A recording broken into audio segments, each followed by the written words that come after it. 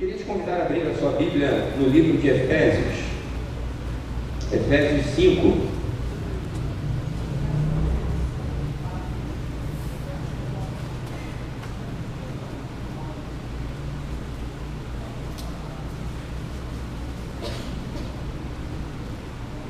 Eu queria, enquanto você está abrindo, te perguntar qual é o valor da palavra de Deus para você. Qual é o valor? Já pensou nisso? Se você tivesse que dar assim, um valor à palavra de Deus, como que você dimensionaria esse valor? Qual conotação tem para você o valor da Bíblia na sua casa, no seu lar, na sua família? Você consegue imaginar? É muito grande, né? A Bíblia é preciosa. Me lembro das aulas em que o nosso reitor, à época, o pastor Ebenezer, chegava e cantava uma célebre música que vem desde as décadas mais remotas lá, e ele cantava com a gente lá assim. E a gente, como aluno é aluno em todo lugar, né? Pode ser quem for. Se tiver uma turma de professores que naquele momento ali no auditório são alunos, vira aluno do mesmo jeito, é tudo igual. E aí a gente fica muito negócio chato, né? Ou então assim, que coisa meio assim, já ultrapassada. Aí hoje eu venho e canto para você aqui essa musiquinha, que diz assim: eu tenho um lindo tesouro, tesouro dado por Deus meu, nós andamos juntinhos, minha Bíblia e eu. Bonito, né?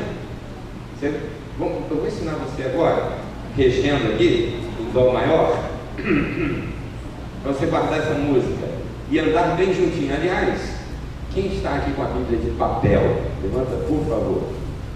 Bênção de Deus, olha aí, muito bom. Irmãos, a Bíblia eletrônica tem o mesmo poder do que essa daí. Se não aplicada na vida, não faz nada. Mas é muito bom a gente ter a nossa Bíblia impressa nas mãos. Eu mesmo uso também do dispositivo, mas às vezes ele falha e o papel está na mão da gente, não acaba a bateria, não trava, não fica ruim não. Então mantenha isso vivo. Eu fico muito preocupado com as gerações futuras de não ter esse contato, sabe? Porque eu não sei você, mas eu tenho uma dificuldade muito grande de captar ideias e ensinamentos de algo eletrônico. Parece que eu preciso estar com papel na mão para que aquilo entranhe na minha mente. Não sei se é só esquisitice minha ou se tem mais esquisitos aqui comigo, né? Mas parece que se eu não pegar o negócio na mão, eu leio, não entra. Então eu dou muito valor à questão dessa figura, e na nossa perspectiva muito mais, porque a Bíblia ela é símbolo mesmo daquilo que professamos como fé e como prática. Então vamos lá, não esqueci não, vou regir aqui e você canta aí. Eu tenho um lindo tesouro, tesouro dado por Deus meu, nós andamos juntinhos, minha Bíblia e eu. Olha aí, tá ficando bom, hein? A última agora, para encerrar. Eu tenho um lindo tesouro, tesouro dado por Deus meu, nós andamos juntinhos, minha Bíblia e eu. Vocês são ótimos. O regente aqui que atrapalha. Irmãos, olha, o valor de andar juntinho. Agora eu quero te perguntar, será que você está juntinho mesmo com a palavra de Deus? Será que você tem, de algum modo, vivido realmente essa palavra que liberta? Eu citei aqui alguns domingos atrás que é possível morrer de sede diante de uma fonte. Você pode ter um poço com água límpida, pura, boa para o consumo, mas morrer de sede se você não jogar o balde, jogar a caçamba e pegar a água. Tem muita gente perto de Deus, mas longe do Deus que deveria estar perto. Nesse mês onde a gente dá ênfase à escola bíblica discipuladora, a gente tem pensado no valor da palavra de Deus, do estudo da palavra de Deus, porque sempre foi assim. O povo erra por falta de conhecimento. E o desejo de Deus é que conheçamos e prossigamos em conhecê-lo. E eu disse aqui também, e repito, muito do que nós sabemos já é material suficiente para a gente virar querubim. A gente sabe de muita coisa boa da palavra de Deus, que faria de cada um de nós servos assim, nota 1000. Mas a gente continua sendo aquele crente, e me perdoe aquele termo, mas é a ideia mesmo do mediano, é o medíocre. E nós não podemos nos contentar com essa vida, porque a vida que Deus tem para cada um de nós é uma vida de abundância da presença dEle, da alegria dEle. E eu tenho certeza que todo mundo aqui já viveu um dia de plenitude da presença de Deus sobre a vida. E como é bom, não é? É gostoso demais, a gente sai assim, flutuando, leve. Mas aí as coisas vão acontecendo, e assim como Moisés foi perdendo o brilho da face, a gente parece que vai perdendo também aquele contato de comunhão. Aí sabe o que acontece? O velho homem aparece com toda a força. Ele estava lá, de escanteio, enfraquecido, o espírito fortalecido, mas aí a gente vai dando brechas, e quando vê a gente está pior do que foi um dia. E isso é promessa de Deus, isso é verdade bíblica. Não é promessa, né? Mas é uma verdade bíblica, de que aquele que um dia conheceu e depois retrocede na caminhada, abre espaço para muito mais influência demoníaca do que um dia teve. Que você já teve a experiência sua com Deus, você não é mais inocente nesse ponto. Portanto, nossa vida precisa ser uma vida de mergulhar na presença de Deus, uma vida que vá à frente, e precisamos conhecer mais do Senhor. Não podemos ficar nos contentando com aquilo que já temos. Temos que celebrar o que temos, mas buscar ao Senhor, no sentido: Senhor, tem mais do Senhor para mim. Eu quero mais de Ti, Senhor. Nós começamos o culto nessa manhã com um salmo que diz: assim como a coça, ela anseia pelas águas correntes, assim é a minha alma. Assim eu desejo mais do Senhor. E esse deve ser o desejo do nosso coração, buscar ao Senhor cada dia mais, em conhecer a vontade dEle para a nossa vida. E o texto que nesse momento leremos diz assim, Efésios 5, a partir do 24 ao 27: mas assim como a igreja está sujeita a Cristo, também as mulheres sejam em tudo submissas ao marido. Maridos, cada um de vocês amem a sua mulher, assim como Cristo amou a igreja e a si mesmo se entregou por ela, a fim de santificá-la, tendo purificado com o lavar da água pela palavra, para apresentá-la a si mesmo como igreja gloriosa, sem mancha, nem ruga, nem qualquer coisa semelhante, mas santa e irrepreensível. Eu quero destacar o valor da palavra de Deus para a nossa vida, nessa ênfase que Paulo dá no versículo 26, e que acho que está mais adiante, Marquinhos, pode passar. Isso, onde ele diz ali, a fim de santificá-la, purificando-a com a palavra. E é interessante porque é a palavra de Deus a responsável por nos purificar. É a palavra de Deus que tem a capacidade de preparar a nossa vida para um encontro nupcial. Você já imaginou uma noiva chegando no dia do seu casamento, toda desgrenhada, com os cabelos desarrumados, suja, cheirando mal, cabeluda, coisa horrenda, né? Você imagina o que o noivo faz? O que o noivo faz? Corre, né? Afastai-vos de mim. Nem chega perto, né? Sabe de uma coisa? A Bíblia diz que o Senhor é o noivo que virá ao encontro da sua noiva, que somos nós, a igreja.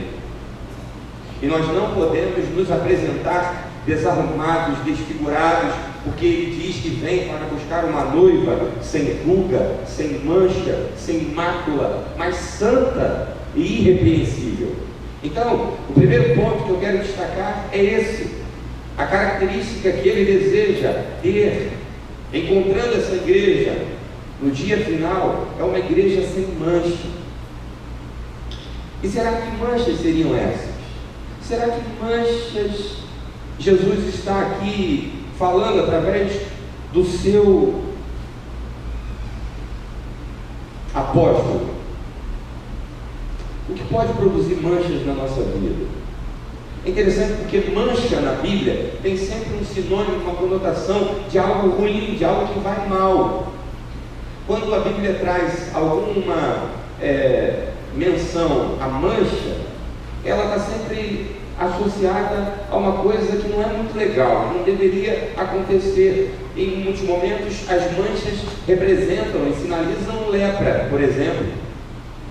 E é interessante que isso tem um destaque na Bíblia que merece de fato um apontamento, de fato um olhar mais cuidadoso. No Antigo Testamento, por exemplo, no livro de Levítico, no capítulo 13, lá está, por exemplo, a lei que tratava desse assunto, de como alguém leproso deveria ser cuidado, ou deveria ser tratado. E é interessante porque, assim como lá no passado, hoje também o aparecimento de manchas na pele gera preocupações. E é interessante porque isso no âmbito espiritual, muitas das vezes, manchas surgem na vida da gente e por não serem percebidas a olho nu, elas vão sendo mantidas como se nada fosse. Se você aparecer todo manchado, alguém vai dizer para você assim: ó, o que está acontecendo? Se fisicamente você chegar com algumas manchas, é natural que as pessoas perguntem: o que está acontecendo? Por que está assim? O que é isso?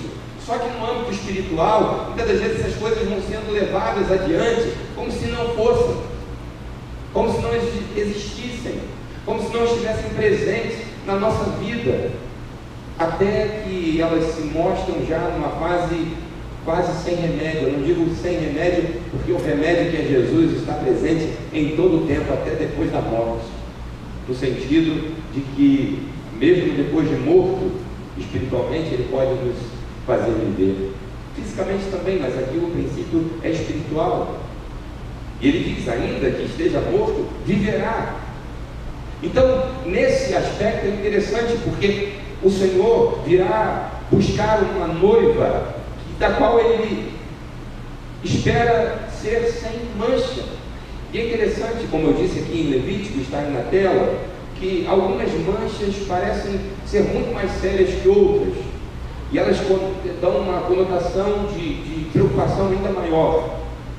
E a gente pode destacar aí pelo menos duas espécies de marcas ou de manchas.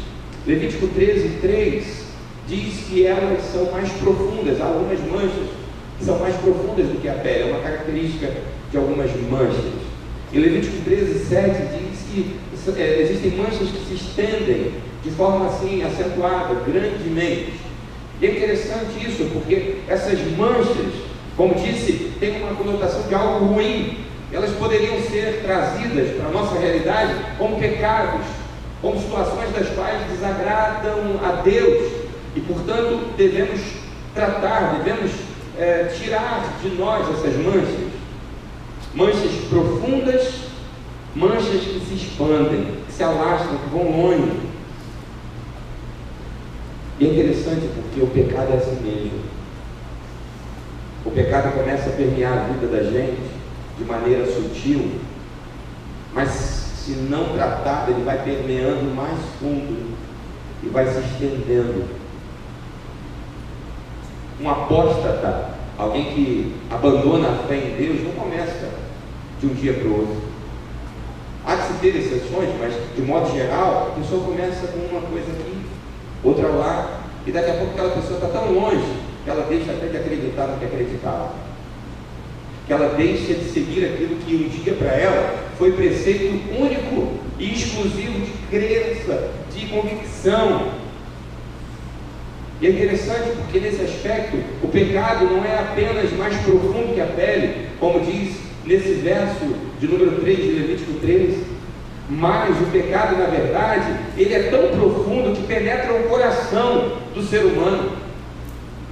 O pecado, ele está ligado àquilo que muitas das vezes é encarado como a fonte de busca de muita gente, que diz assim: eu vou seguir a voz do meu coração. Olha que perigo. Sabe por quê? Porque a Bíblia vai dizer lá em Marcos 7, 21 a 23, porque do interior do coração dos homens saem os maus pensamentos, os adultérios, as fornicações, os homicídios, os furtos, a avareza, as maldades, o engano, a dissolução, a inveja, a blasfêmia, a soberba, a loucura. Todos esses males procedem de dentro e contaminam o homem. Olha quanta coisa sai do nosso coração, irmão. Se a gente deixar pelo coração sozinho, a Bíblia diz que o coração do homem é enganoso. Não sai nada de bom, não. Sai só coisa que não presta. Portanto, o pecado, assim como mancha, está no mais profundo do nosso ser. E só Jesus entrando em nosso coração para colocar as coisas em ordem. Se a gente viver com a vida do jeito que a gente quer, a gente só vai produzir frutos maus.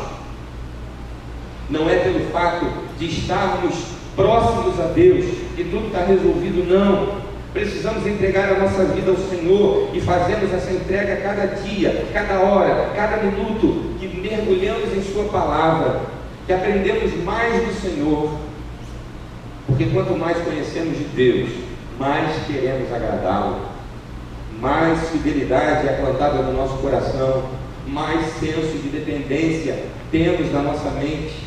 Outro aspecto dessas manchas é que, se elas não fossem tratadas, assim como muitas manchas hoje, fisicamente também, elas alastram, elas fazem um estrago na vida do ser humano. Consequências ainda maiores acontecem. Com o pecado também não é diferente. Pecado não tratado produz mais pecado. Quem vive uma vida pecaminosa produzirá mais pecado. Quem vive uma vida santa, mais santificado é. A Bíblia vai dizer, lá no Salmo número 42, o Salmo que começamos o culto nessa manhã, no verso 7, que um abismo chama outro abismo. É assim, a vida do homem que caminha longe da palavra de Deus é uma vida de abismo sobre abismo. Cai, chega no fundo, parece que é o fundo, mas não é. Vem outro a seguir. Portanto, nós precisamos da palavra de Deus. E todos nós aqui somos iguais nesse aspecto, porque a Bíblia vai dizer que aquele que está de pé, cuide-se para que não caia. Isso é uma prerrogativa para todos nós, aqueles que estão pertinho de Jesus e aqueles que estão longe. Todos nós devemos viver na dependência de Deus. As marcas, as manchas, são reflexos daquilo que está dentro do nosso corpo, dentro do nosso coração. Muitas coisas que estão na pele são tratadas com comprimidos, né? Coisas que atuam lá dentro, e de dentro para fora. Interessante, eu tinha uma alergia, não sarava nunca. Eu passava um antimicótico e aquilo aparentemente ia embora, daqui a pouco voltava. E eu, naquela coisa da automedicação, ia sempre fazendo aquilo. Até que foi um dia que eu tomei vergonha e fui lá no dermatologista. E ele falou assim: você precisa passar isso, mas você tem que tomar isso. E olha, nunca mais aquela alergia voltou. Sabe, não dá para tratar se não for de dentro para fora, na questão do pecado. Se Jesus não estiver dentro de nós, a gente vai viver uma vida pecaminosa, uma vida que desagrada a Deus. Portanto, o estudo da palavra de Deus, estar perto da palavra de Deus, é fundamental para uma vida santa, para uma vida sem manchas.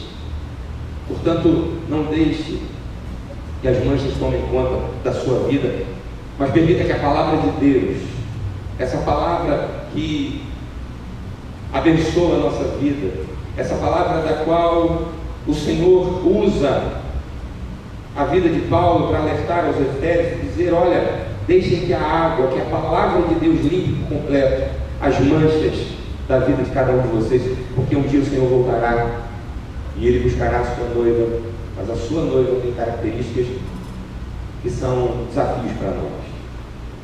Uma igreja sem mancha. Em João 15:3 está escrito: vocês ou vós já estáis limpos pela palavra que vos tenho falado. Portanto, não permita que as manchas possam contaminar a sua vida. E somente Deus, através de sua palavra, pode limpar essas manchas. Em segundo lugar, a igreja, a noiva da qual Jesus irá buscar, é uma igreja sem ruga. Alguns anos atrás, uma britânica estampou os sites onde a matéria vinha dizendo sobre a decisão que ela tomara na sua juventude ainda, na sua adolescência, para ser mais preciso. E ela já com aproximadamente 50 anos, já estava há quase 40, segundo ela, sem sorrir, para não produzir no seu rosto marcas de expressão, para não produzir no seu rosto rugas. Olha que loucura! Ela decidiu parar de sorrir, para que não gerasse no seu rosto as rugas. E ela diz nessa matéria que esse processo, essa escolha, é muito mais eficaz do que qualquer creme, qualquer cosmético que ela pudesse utilizar. Mas será que são essas rugas que o Senhor está falando aqui em sua palavra? É claro que não. Ruga remete a marca, a impressões, a coisas que ficam talhadas ou grifadas em nossa vida. E é interessante que são coisas que são impressas na nossa vida por nós mesmos ou pelos outros. Coisas que os outros carimbam na nossa vida ou que a gente mesmo se propõe a escolher como marca da nossa essência, do nosso comportamento. Então, quando a gente olha para dentro da gente, quais as rugas que a gente pode ver, quais as marcas, quais são as impressões que a gente tem? Se você pudesse avaliar a tua semana, começou no domingo passado, terminou ontem, hoje é o início de uma nova semana, como foram as marcas dessa semana na sua vida e aonde você passou? Que impressões você deixou? Que marcas você gerou na sua vida e na vida do outro? Será que as pessoas que estiveram com você viram Jesus na sua vida? Será que as pessoas que estiveram com você sentiram a essência de Deus, a presença de Deus, a voz de Deus, o toque de Deus? Olha, vivemos uma realidade muito dura e é uma luta muito grande, porque cada um de nós tem as suas dificuldades. Mas o Senhor nos propõe uma nova vida, uma vida de hábitos diferentes, de maneiras diferentes, de marcas diferentes, rugas, mas não que amarrotem a nossa vida e nos deixe de modo feio e tenebroso, porque as marcas que Jesus quer produzir na minha e na sua vida são marcas de restauração, são marcas de cura, e nesse aspecto, ser cicatrizado é uma bênção. Cicatriz não é gerada em defunto. Você pode chegar no corpo e cortar, não vai se regenerar. Portanto, as marcas que você traz no seu corpo, é sinal de que você está preservado, está vivo, e Deus está curando todas as marcas e rugas que poderiam destruir a sua vida, mas que serão fonte de testemunho e de restauração do Senhor para você. O que nós precisamos é entender que marcas serão sempre marcas na vida de cada um de nós, mas o importante é saber se essas marcas honrarão ou irão denegrir o nome de Deus. Lá em Gênesis 4:15, Deus vai pôr um sinal, uma marca em Caim. Quando ele comete o homicídio contra o seu irmão, Deus marca aquele homem. Nós não sabemos que marca é, e diz o texto lá que por onde ele andasse, aquela marca marca seria um sinal de que a iniquidade, o pecado estaria sobre ele. E ele seria, na minha versão aqui, dois termos bem fortes: um fugitivo e vagabundo, por onde quer que ele andasse. Olha que marca terrível. Onde Caim chegava, a marca que a Bíblia diz que ele teria seriam essas: de um fugitivo e de um vagabundo, de alguém que merecia desprezo, de alguém que merecia distância. Coisa terrível é quando o homem escolhe o caminho mau, escolhe seguir o seu coração, a voz da sua consciência, se ela não for trabalhada pelo Senhor. Como vimos no texto anterior, só produzirá males, só produzirá destruição. Qual é a tua marca? Qual é a nossa marca? Quando você chega num lugar, o que dizem sobre você? Ou melhor, quando você sai de um lugar, o que dizem a seu respeito? Quando você não está presente, quais são as recomendações que são feitas a seu respeito? Quais são os comportamentos? Quais são as escolhas? Qual é o discurso? O que você tem produzido nesse mundo? Qual o material que você tem produzido para apresentar diante de Deus? São coisas que honram o nome do Senhor? Se são, parabéns, Deus abençoe sua vida. E se Ele voltar hoje, você vai ter um encontro feliz. Se não são, corrija a sua vida, meu irmão. Corrija a sua vida, minha irmã. Busque na palavra de Deus, porque somos sujos por essência. Só a palavra de Deus nos limpa. A mãe e o pai preparam a criança toda bonitinha, cheirosa, arruma lacinho na cabeça, toda menina, bota uma roupinha bacana no menino e traz para a igreja. Ele chega ali 8h30 da manhã ou 18 horas, bonito, cheiroso, limpo como a alva. O culto vai rolando. Quando termina o culto, tem sempre uma Olimpíada que acontece aqui na nossa igreja. Nessas alturas, a criança já está assim, quase que recuperada do ponto de vista de limpeza, né? A mãe fica pensando assim: eu chegar em casa e jogar essa criança dentro da máquina de lavar, botar 2 processos, né, para poder limpar esse indivíduo.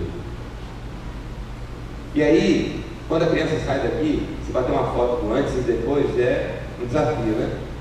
Aquela roupa encardida. Sabe, isso ilustra a nossa vida.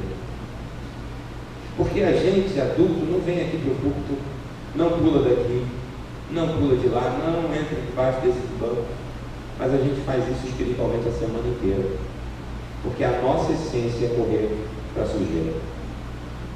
A Bíblia vai dizer lá em 2 Pedro 2:22, que aqueles que um dia conheceram a palavra do Senhor e que agora retrocedem são piores, porque não deveriam ter conhecido. E como diz um provérbio que era muito conhecido entre eles, é como o cão que volta a lamber o seu próprio vômito, ou a porca lavada que volta a mergulhar no lavador, no chiqueiro, no espojador, perdão.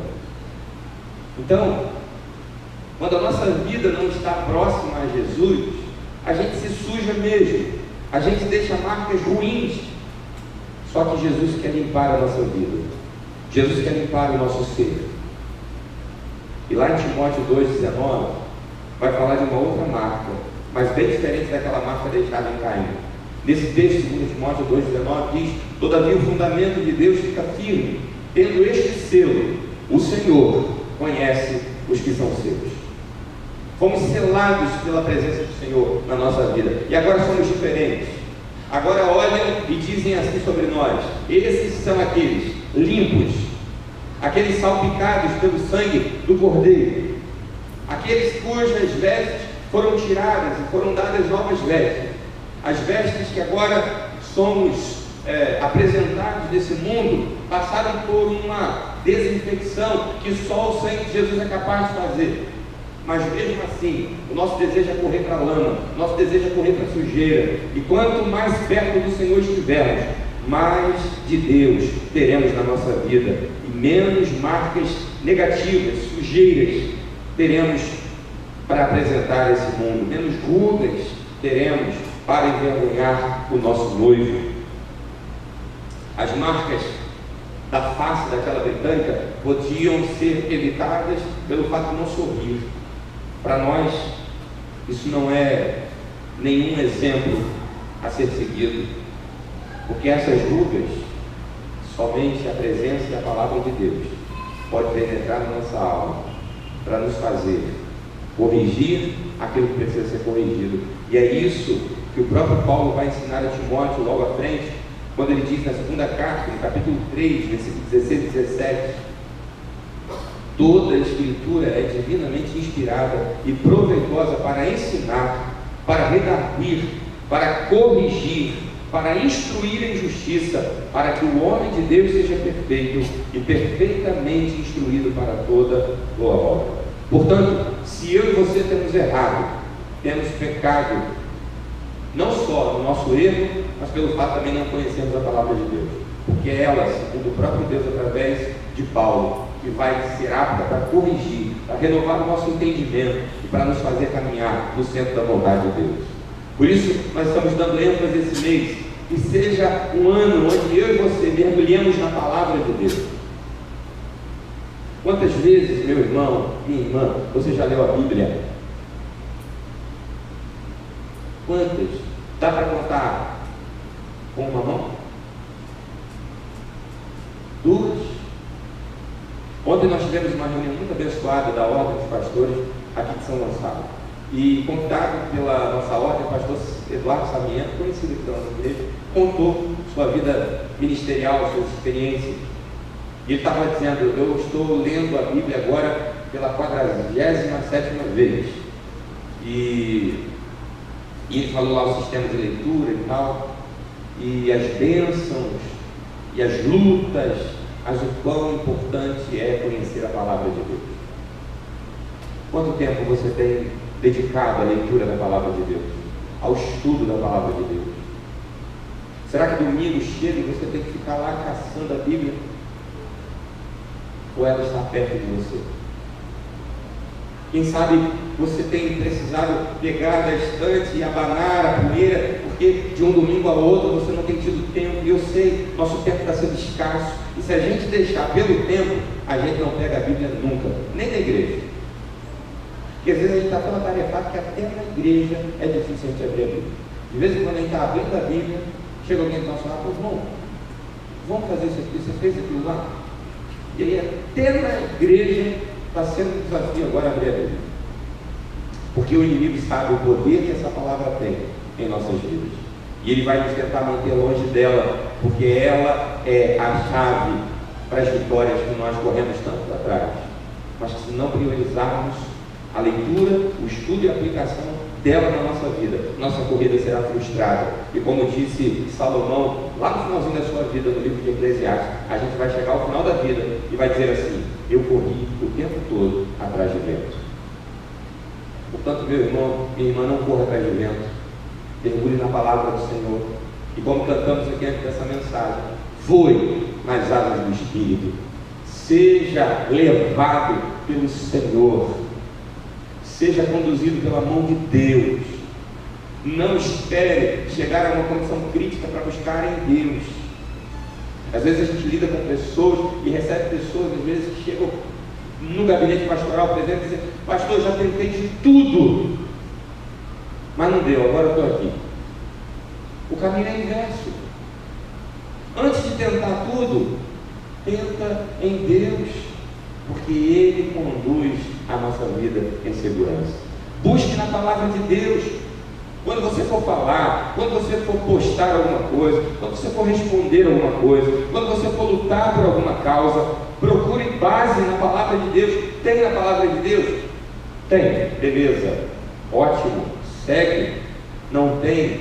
Pode ser bonito, pode ser legal, pode ser muito bom aparentemente, mas não serve para nós. Porque a nossa vida está pautada na vontade de Deus, e a vontade de Deus está fechada em sua palavra.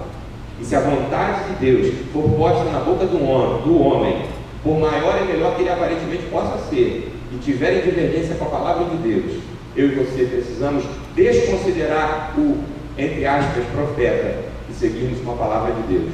Porque ele diz que até se anjos viessem e pregassem um outro evangelho que senão esse, nós deveríamos desprezar como se nada fosse. Por isso eu e você precisamos da palavra de Deus. Tem muita gente seguindo boca de tolo, de gente maluca, e está ficando maluco junto, porque tem deixado de ler a palavra de Deus, tem deixado de buscar na fonte de água viva para beber na fonte do esgoto. Você já pensou que coisa triste? Você ter uma fonte de água límpida. De vez em quando a gente vai lá para o lado de Friburgo e a gente não está nem com sede, mas já que a fonte está ali, a gente sempre para, não só para bater uma foto daquela vista maravilhosa, mas para atravessar a rua lá na biquinha e tomar aquela água bacana que tem lá. Agora você já pensou a gente deixar aquela água ali e ir no córrego, que não é nem esgoto, mas a água já está suja, e começar a beber dali? É loucura, né? Mas espiritualmente tem gente fazendo isso o tempo todo, deixando a água viva, deixando a água que produz saciedade para mergulhar as suas mãos na sujeira do esgoto desse mundo.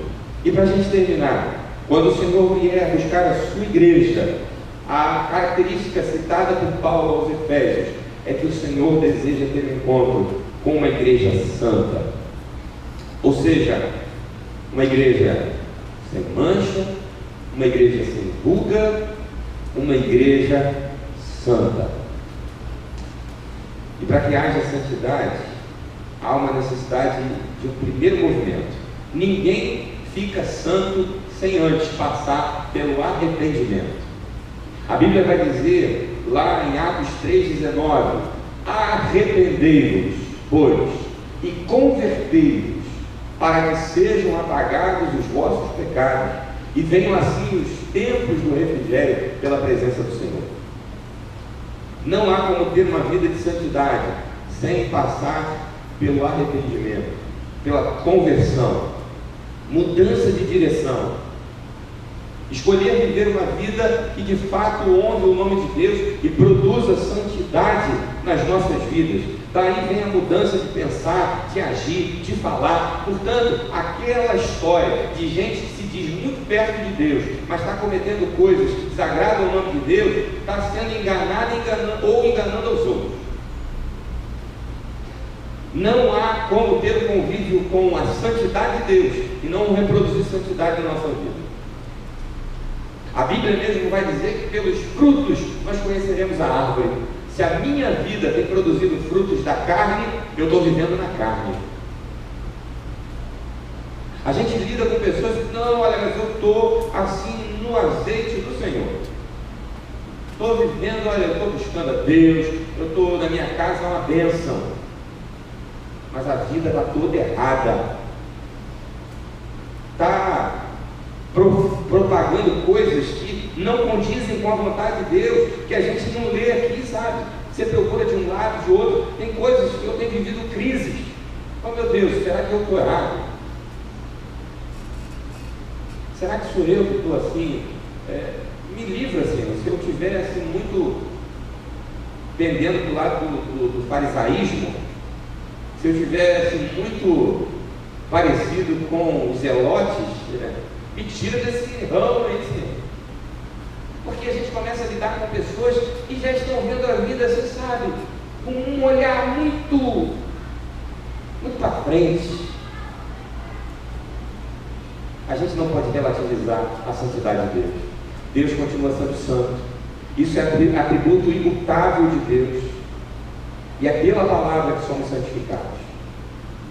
João 17:17, Jesus vai dizer: santifica-os na tua verdade, a tua palavra é a verdade. Eu e você precisamos de santidade na nossa vida, e só a palavra de Deus tem o poder de santificar e purificar a vida da gente. o meu vocabulário, o seu vocabulário, a nossa forma de pensar, a nossa forma de agir vai ser proporcional ao tempo que a gente tem investido na palavra de Deus. Porque é impossível estar diante da palavra de Deus e cometer coisas que nós, como seres humanos, queremos cometer. Aquela luta entre a carne e o espírito fala mais alto e diz: olha, você está errado, você tem que mudar. E a gente não fica assim, sabe, topetudo diante de Deus, não. A gente se derrama na presença dele. E coisa boa se derramar na presença do Pai. Porque o Pai é aquele que repreende, mas é aquele também que sabe afagar, que sabe pôr no colo e cuidar e dizer: meu filho, você errou, mas você vai seguir daqui para frente bem, você vai seguir daqui para frente direito, você vai seguir daqui para frente, dando uma nova oportunidade de viver uma coisa diferente do que você viveu. Irmãos, Deus é santo. Deus é santo. Isso não mudou. Santidade de Deus é uma coisa muito séria. Deus não abre mão de sua santidade. Deus não converge a sua santidade à nossa vontade. Tem sido uma loucura muito grande o que tem sido propagado no nosso tempo.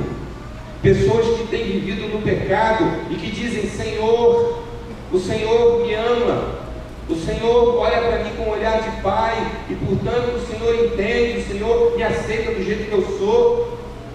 Gente que muitas das vezes tem vivido uma vida pecaminosa em vários âmbitos, e que diz assim: o Senhor vai me abençoar mesmo assim. Não! Nós precisamos de santidade, porque santidade, segundo Hebreus 12, no verso 14, é prerrogativa inegociável para ver Deus.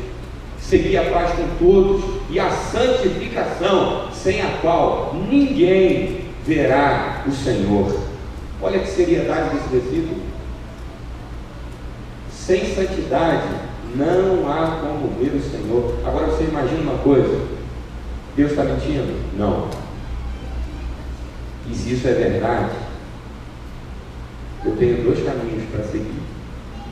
Ou eu me santifico e vejo a Deus, ou eu continuo vivendo uma vida ao léu e não terei a oportunidade de estar com Ele face a face, de estar com Ele para todo sempre. Portanto, esse é o tempo, meu irmão, minha irmã, esse é o nosso momento. Estava falando aqui da Flávia, 37 anos, uma vida inteira pela frente, mas acometida foi por um infarto. E eu não sei qual será o desfecho da minha vida, da sua vida, mas nós precisamos nos entregar a Deus. Nós precisamos nos colocar na presença de Deus, porque se hoje for a nossa partida, a gente precisa de santidade para ver Deus.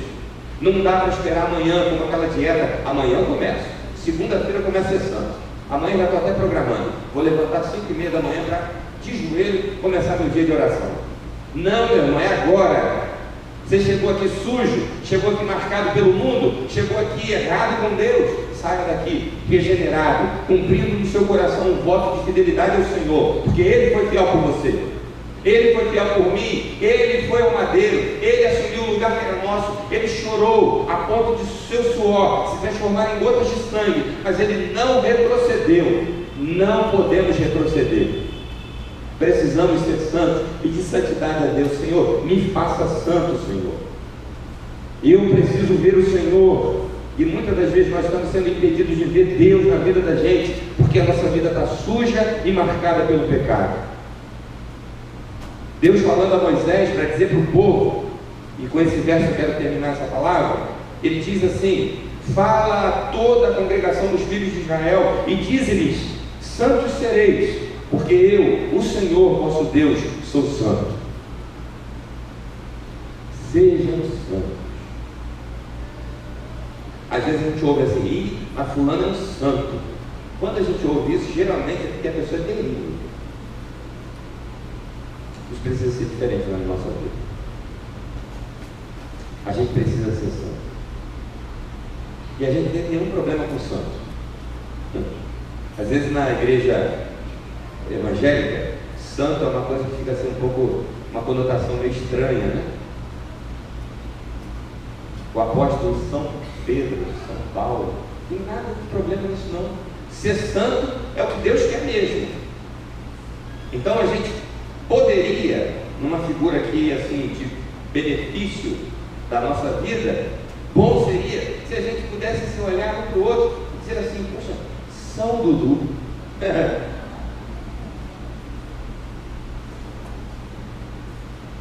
São Marcelo,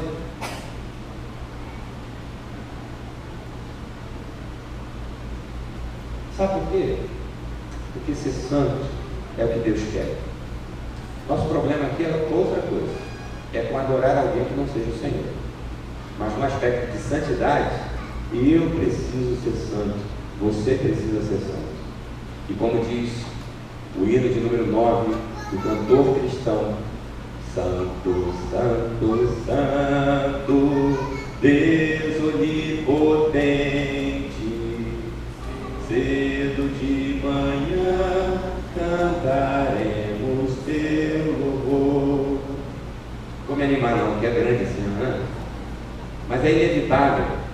Nas manhãs de domingo e também nas tardes, nas noites, enfim, precisamos ser santos e não apenas cantar como uma canção, mas como uma prática de vida. Eu e você precisamos sair daqui hoje santinho da Silva. Ser santo é a exigência que não poderá faltar para a noiva no encontro nupcial. E por não sabermos qual será o final da nossa vida, o dia e a hora, precisamos ser santo hoje. Porque se hoje o Senhor vier ou te chamar, só a santidade te habilitará a ver o Senhor. Que Deus abençoe a nossa vida. Que Deus trate das nossas manchas, das nossas rugas. E se o mundo te marcou, Deus quer te dar novas marcas. Se o mundo te amarrotou, Deus quer passar a sua vida limpa. E há até uma ilustração que eu já vi muito interessante, e ela é bacana demais. Aquele professor Rodrigo, nas suas palestras motivacionais de empresa, começava amassando uma nota de 50, de 100, e ele dizia: quanto vale essa nota? E antes tinha mostrado a nota inteira, limpa, né? E depois jogava no chão, pisava, e agora quanto vale essa nota? E a nota já estava toda amarrotada, toda manchada, toda já feia, mas ela não perdia o seu valor, não perde o seu valor. E assim também é a nossa vida. Você pode estar marcado pelas coisas do mundo, manchado por ela, uma vida que não tem sido uma vida de santidade, mas o seu valor para Deus continua sendo o mesmo. Você entrou aqui nessa manhã para ouvir isso, que Deus continua zelando por sua vida, mas você não pode abusar não. Porque se você hoje partir, e esse negócio de infarto parece que virou moda. Parece que virou moda. Toda hora tem uma notícia chegando. E com a pressão e com as lutas do nosso tempo não é difícil não. Se a gente se deixar levar pelas coisas, se a gente se deixar levar tomar pelas preocupações, a gente vai mesmo. Portanto, o nosso trabalho precisa ser buscar ao Senhor e entregar a nossa vida a Ele, sabendo que mesmo sendo hoje ou daqui a muito tempo, quando o Senhor nos chamar ou quando Ele vier, nós estaremos como noiva adornada, sem mancha, sem ruga, sem mácula, santa e portanto irrepreensível, para que o nosso noivo venha ao nosso encontro e que a gente vá para a festa que será eterna. Glórias ao nome de Jesus. Deus, muito obrigado por essa manhã, obrigado pela Tua palavra. A Tua palavra é alimento, a Tua palavra é contentamento, a Tua palavra é o detergente que a gente precisa para ser limpo das manchas, das rugas desse mundo. Deus, dá-nos da Sua santidade, que saiamos aqui nessa manhã santos como o Senhor é, que possamos buscar aquilo que te agrada, que possamos renegar aquilo que denigre, Senhor, a santidade do Senhor, porque o Senhor diz em sua palavra que não se deixe escarnecer. Tem misericórdia de nós, Pai. Tem misericórdia do nosso coração errôneo, pecaminoso. Livra-nos, ó Pai, da morte, do pecado. Livra-nos, ó Pai, do mal. Livra-nos das tentações.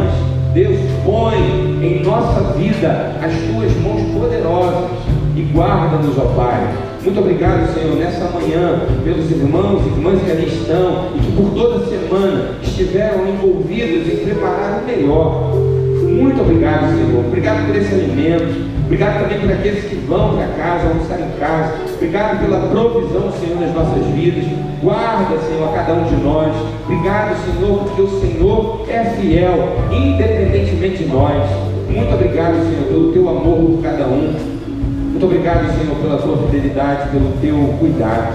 Também te agradecemos, ó Pai, por aquele acampamento, a vida de cada mulher que ele esteve, que a tua bênção, que o teu cuidado, Senhor, continue sendo manifesto na vida de cada uma delas. Muito obrigado, Senhor. Fica conosco e dá-nos, ó Pai, o restante domingo, debaixo do teu poder, da tua autoridade e do teu querer, pois assim oramos hoje e sempre, com o perdão dos nossos pecados, em nome de Jesus.